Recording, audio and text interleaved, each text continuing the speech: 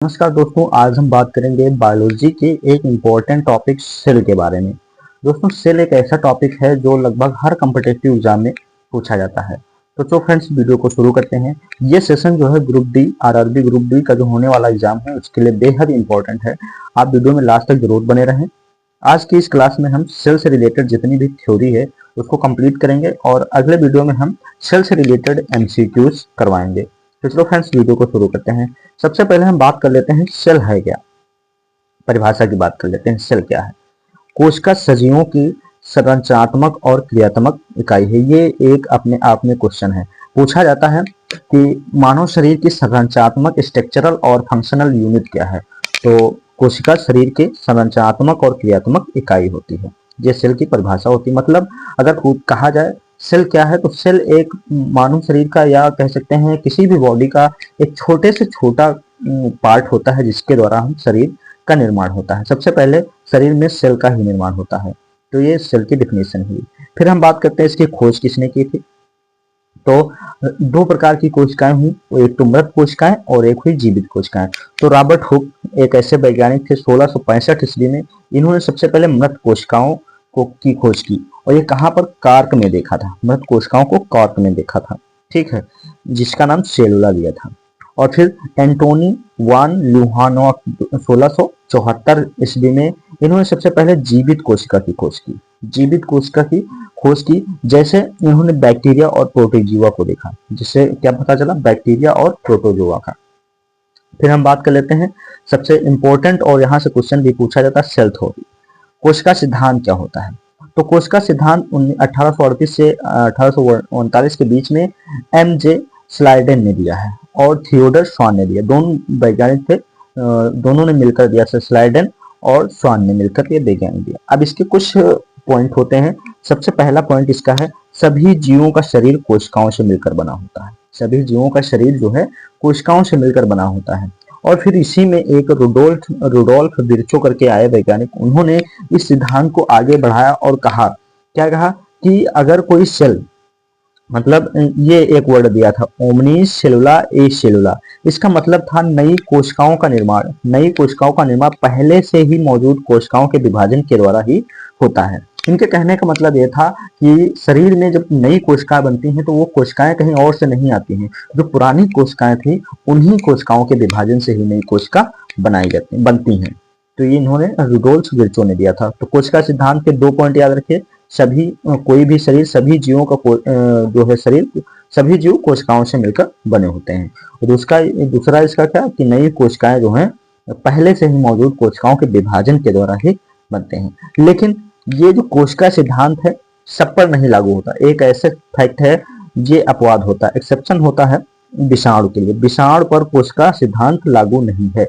विषाणु पर कोशिका सिद्धांत नहीं लागू। कोशिका सिद्धांत का अपवाद है, या कह सकते हैं वायरस जो है कोशिका सिद्धांत का अपवाद है, क्योंकि इनमें कोश की संरचना नहीं होती और ये सजीव व निर्जीव के बीच की कड़ी है। देखो, वायरस एक ऐसी चीज है, इसको ना हम सजीव बोल सकते हैं और ना ही निर्जीव बोल सकते हैं।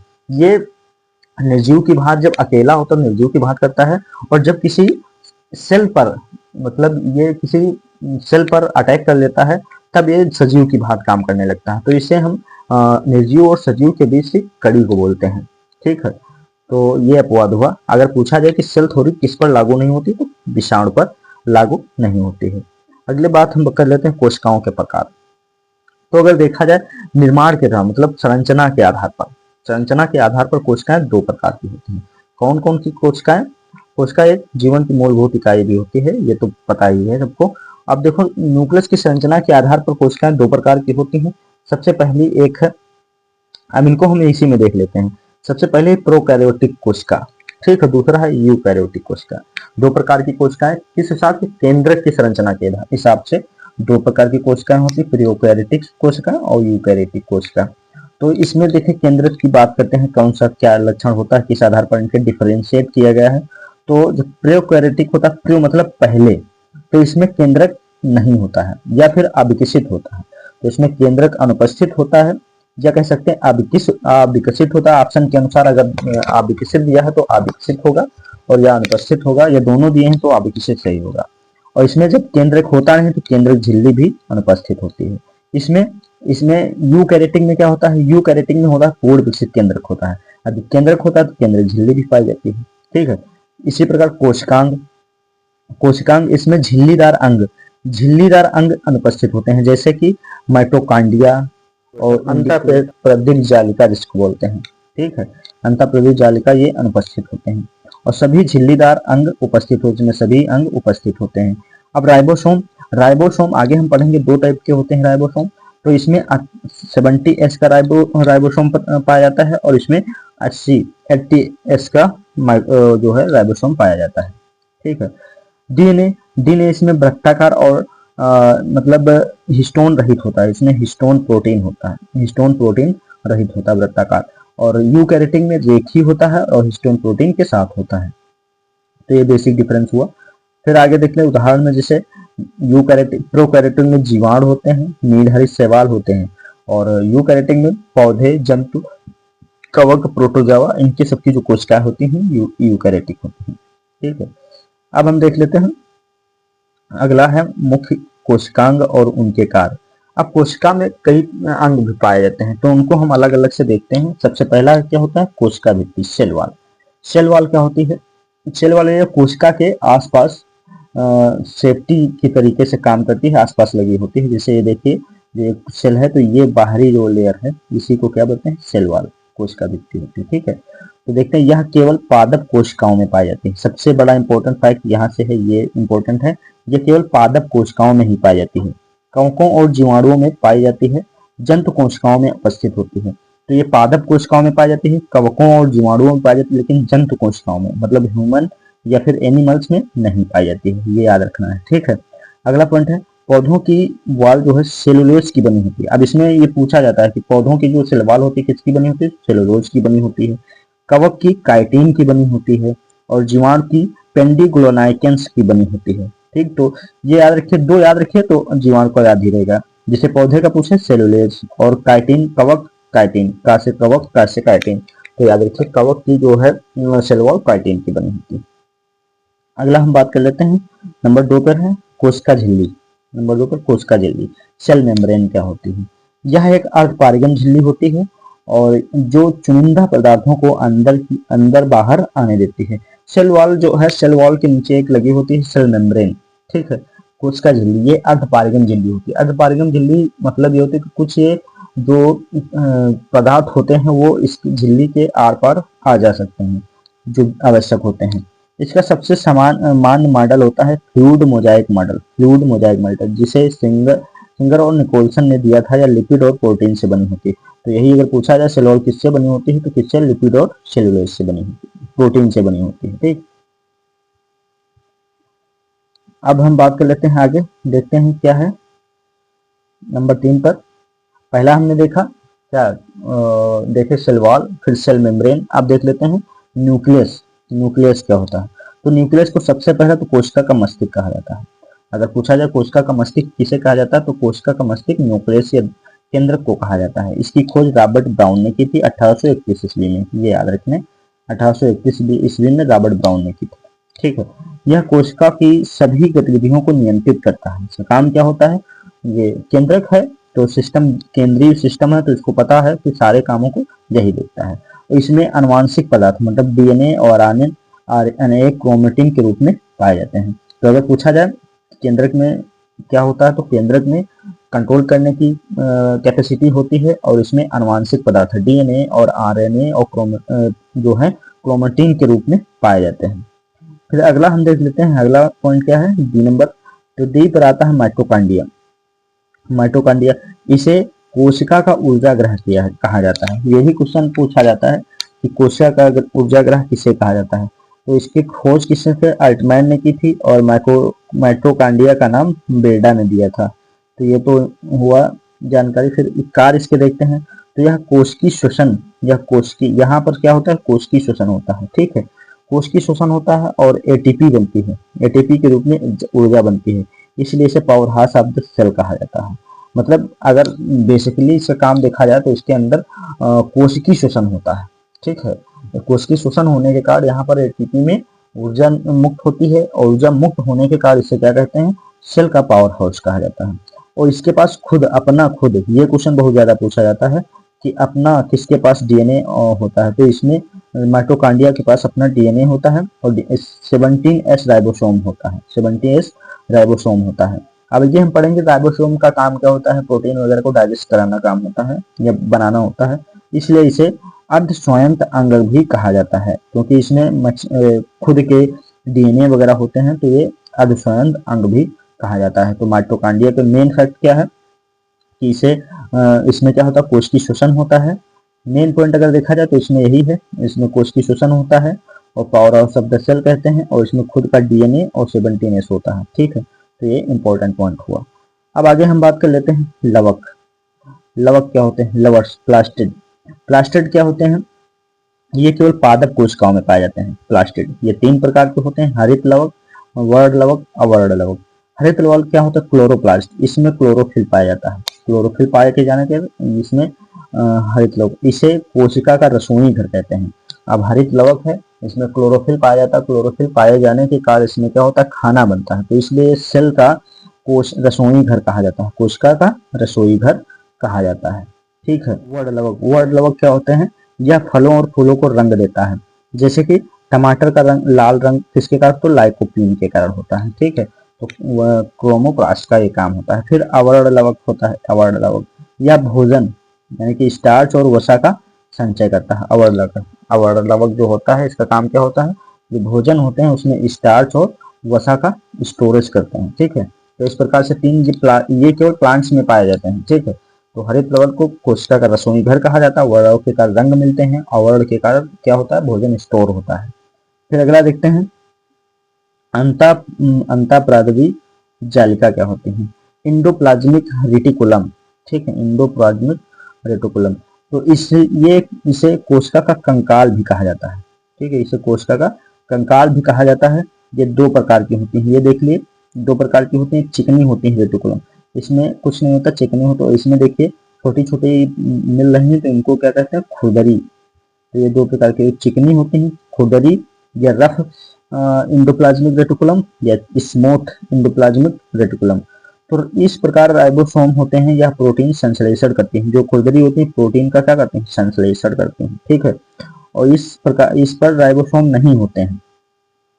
जो खुरदरी होती है उस पर राइबोसोम होती है। राइबोसोम का काम ही होता है प्रोटीन का संश्लेषण करना। तो ये प्रोटीन का संश्लेषण कौन से करते हैं, खुरदरी वाली। और जो चिकनी होती है इसमें राइबोसोम नहीं होते हैं। तो जब राइबोसोम नहीं होते हैं तो ये क्या करते हैं, लिपिड वसा का संश्लेषण करते हैं, लिपिड और वसा का संश्लेषण करते हैं और विषैले पदार्थों को विसरण का काम करते हैं, विसरण। ठीक है, चिकनी वाली जो होती है ये विसरण का भी काम करती हैं, विषैले पदार्थों का विसरण करने का काम करते हैं, डिटॉक्सिफिकेशन भी करते हैं। ठीक है, डिटॉक्सिफिकेशन इनका मेन काम होता है।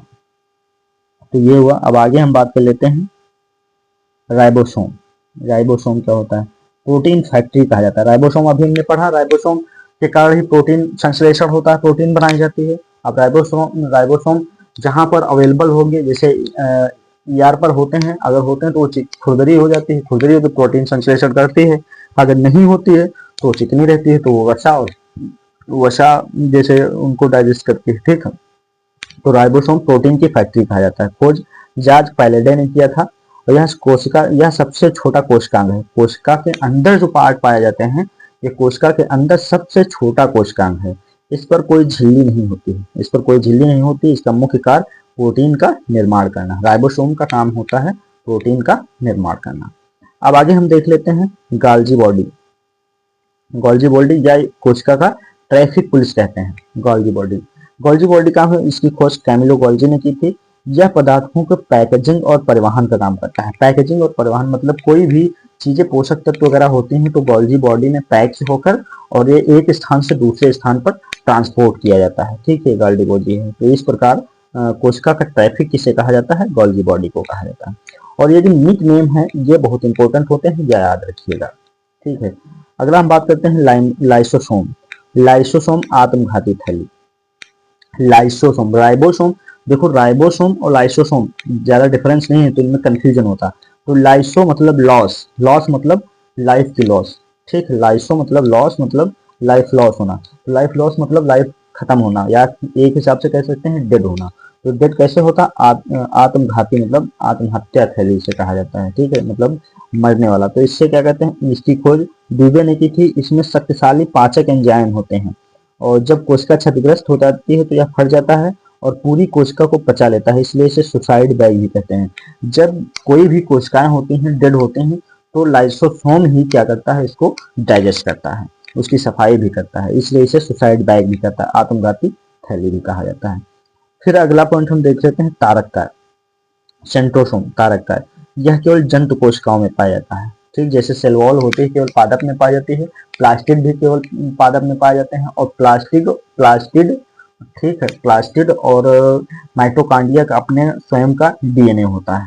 यह कोशिका विभाजन के समय स्पिंडल फाइबर का निर्माण करता है, ये याद रखिए, तारक काय क्या काम करता है, स्पिंडल फाइबर का निर्माण करता है। तो इस प्रकार से जो कोशिकांग होते हैं उनकी हम बात कर लेते हैं। अब बात करेंगे हम कोशिका और पादप, जंतु कोशिका और पादप कोशिका में बेसिक डिफरेंस जो होते हैं वो देख लेंगे। तो सबसे पहले देखते हैं, ये पादप कोशिका है और इधर जंतु कोशिका है। तो सबसे पहले किसके स्थान पर, कोशिका भित्ति, सेल वॉल के रूप में। तो जाहिर से बात पता है, सेल वॉल मोटी वाली जो होती है परत, वो किसमें पाई जाती है, पेड़ों में पाई जाती है, पौधों में। तो प्लांट जो सेल होते हैं उनमें उपस्थित होती है, जबकि जंतु एनिमल सेल में क्या होती है, ये अनुपस्थित होती है। लवक इसमें उपस्थित होंगे, पादप कोशिका में उपस्थित होते हैं, और जो सेल ओमेन वाली सेल एनिमल सेल है उसमें अनुपस्थित होते हैं। फिर सेंट्रोसोम क्या होते हैं, इसमें अनुपस्थित होते हैं और इसमें उपस्थित होता है।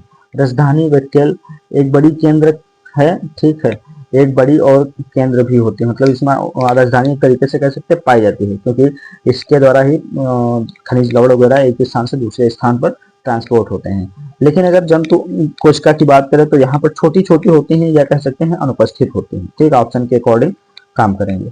ठीक है, अगला क्वेश्चन, अगला मतलब ये तो हुआ बेसिक डिफरेंस, ठीक है। अब देख लेते हैं कोशिका विभाजन किस तरीके से होता है, ठीक है, ये भी इंपॉर्टेंट चैप्टर टॉपिक कह सकते हैं। कोशिका विभाजन, सेल डिवीजन कैसे होता है, ठीक है, इंपॉर्टेंस है। तो सबसे पहले देखते हैं क्या होता है कोशिका विभाजन। तो वह प्रक्रिया जिसके द्वारा एक पुरानी कोशिका विभाजित होकर नई कोशिकाएं बनाती हैं उसे कोशिका विभाजन कहते हैं। जैसे शरीर में कई कोशिकाएं पाई जाती हैं, बहुत सारी कोशिकाएं हैं, अब नए शरीर मतलब कहीं चोट लग जाती है, उसको घाव को पूरा करना है, तो कैसे पूरा, मतलब नई कोशिकाएं बनेंगी, ठीक है, नई कोशिकाएं बनेंगी। तो नई कोशिकाएं जिस प्रक्रिया के द्वारा बनती हैं उसी को हम क्या कहते हैं, कोशिका विभाजन कहते हैं, ठीक है। इसकी खोज जो है सर्वप्रथम रुडोल्फ विर्चो ने किया था 1855 ईस्वी में की थी। उसने प्रसिद्ध कथन ये भी कहा था, ओमनिस सेलुलर ए सेलुलर, अर्थात सभी नई कोशिकाएं पहले से मौजूद पुरानी कोशिकाओं से ही मिलकर बनी होती। ये हमने कोशिका सिद्धांत में भी पढ़ा था। आगे बात कर लेते हैं, कोशिका विभाजन दो प्रकार के होते हैं, कोशिका विभाजन दो नहीं तीन, कोशिका विभाजन के प्रकार, टाइप ऑफ सेल डिवीजन क्या होते हैं। तो सबसे पहले हम देखते हैं असूत्री विभाजन, असूत्री एमिटोसिस क्या होते हैं। यह सबसे सरल और अविकसित विभाजन है, क्योंकि एमिटोसिस है, इसमें ज्यादा प्रोसेस नहीं होते हैं, इसमें जटिल चरण नहीं होते हैं, केंद्रक सीधे दो भागों में खिंचकर बढ़ जाता है। इसमें मान लो ये न्यूक्लियस है, ठीक है, जब इसका विभाजन होना होगा तो ये पहले कुछ इस तरीके से होगा, लंबा हो जाएगा, और फिर यहाँ बीच से क्या हो जाएगा, टूटकर दो अलग अलग बन जाएंगे कोशिकाएं। तो ये सबसे आसान और बिना जटिल प्रक्रियाओं वाला कोशिका विभाजन असूत्री विभाजन होता है, ठीक है। किसमें होता है, ये एक कोश की जीवों जैसे जीवाणु, अमीबा, कवक और नीलहरित शैवाल में होता है, ठीक है। इसलिए देखते हैं कई, अगर कभी तालाब में देखे हैं नीलहरित शैवाल जो काई जिसे कहते हैं, तो आज थोड़ी है कल देखेंगे बहुत ज्यादा हो गया, तो उसमें एक सिंपल कोशिका डिवीजन होता है, कोशिका विभाजन होता है, इसलिए वहां जल्दी पर ये प्रोसेस देखने को मिलती है। अब फिर दूसरा देखते हैं समसूत्री विभाजन क्या होता है, मिटोसिस। एमिटोसिस मतलब असूत्री और समसूत्री मिटोसिस। मिटोसिस इसे कायिक विभाजन भी कहते हैं, ठीक है, यह क्योंकि यह कायिक कोशिकाओं के द्वारा होता है। इसमें एक पेरेंट सेल में से दो समान डॉटर सेल बनते हैं, मतलब अगर एक सेल है, एक सेल से क्या होता है, दो समान जो है सेल बन जाते हैं, ठीक है। गुणसूत्र संख्या, इसमें गुणसूत्र की संख्या समान रहती है। ये जनक में 2n है तो संतान में भी 2n होंगी, मतलब समसूत्री मतलब समान रहेंगी, ठीक है। इस प्रकार से कह सकते हैं समान कोशिकाएं रहती हैं। खोजकर्ता इसके कौन है, वाल्टर फ्लेमिंग रहे हैं। इसका कार्य क्या होता है, शरीर में वृद्धि करना, विकास करना और घावों की रिपेयरिंग करना, मतलब घाव भरने की प्रक्रिया जो है समसूत्री विभाजन के कारण ही होती है, याद रखिएगा। फिर हम देख लेते हैं अर्धसूत्री विभाजन। अर्धसूत्री विभाजन क्या होता है? अर्धसूत्री विभाजन, इसे न्यूनीकरण विभाजन भी कहते हैं। यहाँ पर समसूत्री विभाजन को डिटेल में जानेंगे, फिर ऐसे सारे हम जितने विभाजन देखे हैं तो सबको डिटेल में जानेंगे। समसूत्री विभाजन, इसमें पैरेंट सेल से 4 नई कोशिकाएं बनती हैं। ठीक है, इसमें पैरेंट सेल से 4 डैटल सेल्स बनती हैं। गुणसूत्र संख्या इसमें घटकर आधी रह जाती है। खोजकर्ता से फार्मर मोड थे और स्थान में केवल जनन कोशिकाओं में, सबसे ज्यादा इंपॉर्टेंट है समसूत्री विभाजन जो है केवल जनन कोशिकाओं वाले चीजों में देखा जाता है। जैसे कि बात करते हैं स्पर्म और ओवम, अंडाणु के निर्माण के समय होता है। ठीक, अब आगे हम बात करते हैं समसूत्री विभाजन के प्रमुख चरण। कई चरणों में समसूत्री विभाजन होता है। तो कोशिका चक्र में विभाजन से पहले तैयारी को इंटरफेज, अंतर अवस्था कहते हैं। इसे रेस्टिंग फेज भी कहता है। इस प्रकार की यह सबसे ज्यादा सक्रिय होती है। अब इसे 5 चरण हो सकते हैं, इसको अगर हम ऐड कर लें तो 5 चरण होते हैं। तो सबसे पहला चरण इंटरफेस, मतलब विभाजन से पहले जो है प्रोसेस तैयार करना, तो इंटरफेस होगा, यह रेस्टिंग फेज होता है। फिर अगला चरण होता है प्रोफेज। प्रोफेज मतलब पूर्वावस्था। पूर्वावस्था क्या होती है? सबसे बड़ी अवस्था होती है, पूछा जाता है पूर्वावस्था क्या होती है? सबसे बड़ी अवस्था। यहाँ पर काम क्या होता है? केंद्रक झिल्ली धीरे धीरे क्या होती है? गायब हो जाती है। केंद्रक झिल्ली गायब हो जाती है। क्रोमैटिन धागे सिकुड़कर गुणसूत्र का रूप ले लेते हैं। जो क्रोमैटिन धागे होते हैं सिकुड़कर गुणसूत्र का रूप ले लेते हैं। और फिर आता है मध्यावस्था। मध्यावस्था, गुणसूत्र पूरी तरह से स्पष्ट दिखाई देने लगते हैं मध्यावस्था में। फिर क्या होता है? ये जो है मतलब स्टडी करने के लिए सर्वश्रेष्ठ अवस्था मानी जाती है मध्यावस्था। गुणसूत्र की अगर स्टडी करनी हो तो ये मध्यावस्था में ही करनी चाहिए। सभी गुणसूत्र मध्य रेखा पर आ जाते हैं। फिर एनाफेज मतलब पश्च अवस्था। पश्च अवस्था क्या होती है? एनाफेज। एनाफेज में यह सबसे छोटी अवस्था होती है। सबसे बड़ी क्या होती है? मतलब रेस्ट अवस्था वाली सबसे पहली जो होती है, और फिर पश्च अवस्था सबसे छोटी होती है। सेंट्रोमियर विभाजित होता है और गुणसूत्र ध्रुवों की ओर खिंचकर चले जाते हैं। गुणसूत्र जैसे यहाँ देखिए, ध्रुवों की ओर, पहले यहाँ थे फिर यहाँ पर ध्रुव की ओर गुणसूत्र खिंचकर चले जाते हैं। अंत्यावस्था, यह प्रोफेज का उल्टा होता है। केंद्रिक झिल्ली और क्रोमैटिन दोबारा स्पष्ट रूप से दिखाई देने लगते हैं। अब इसे ये हुआ तो फिर से अलग अलग दो केंद्रक दिखाई देने लगेंगे और उनके आसपास झिल्ली भी बनकर तैयार हो जाती है अंत्यावस्था में। ठीक है, तो इस प्रकार की प्रक्रिया होती है इसकी कोशिका विभाजन की। अब आगे हम बात कर लेते हैं जैसे कैंसर वगैरह कुछ होता है। ठीक, तो कैंसर क्या होता है? शरीर में अनियंत्रित समसूत्री विभाजन होता है। अनियंत्रित मतलब नियंत्रण नहीं होता तो वो क्या होने लगता है? ट्यूमर या कैंसर का रूप ले लेता है। मस्तिष्क कोशिकाएं हमारे शरीर के न्यूरॉन्स में विभाजन नहीं के बराबर होता है और उनमें सेंट्रोसोम नहीं पाया जाता है, इसलिए सिर की चोट जल्दी ठीक नहीं होती है। सेंट्रोसोम जंतु कोशिकाओं में कोशिका विभाजन के स्पिंडल फाइबर का निर्माण सेंट्रोसोम करता है। पादप कोशिकाओं में यह कार्य सेल प्लेट द्वारा होता है। और फिर सेंट्रोमियर, ये गुणसूत्र के दोनों क्रोमैटिक बिंदु आपस में जुड़े होते हैं, उनसे सेंट्रोमियर कहा जाता है। तो इस प्रकार से हम कोशिका चैप्टर को पूरी तरीके से डिटेल से पढ़ लिए हैं। आई होप आपको यह समझ आया होगा और आप हमारे चैनल को सब्सक्राइब कर लीजिएगा और इसी प्रकार के हम टॉपिक वाइज थ्योरी क्लासेस और एमसीक्यू क्लासेस आपको देते रहेंगे। तो चलिए मिलते हैं नेक्स्ट वीडियो में। Thank you.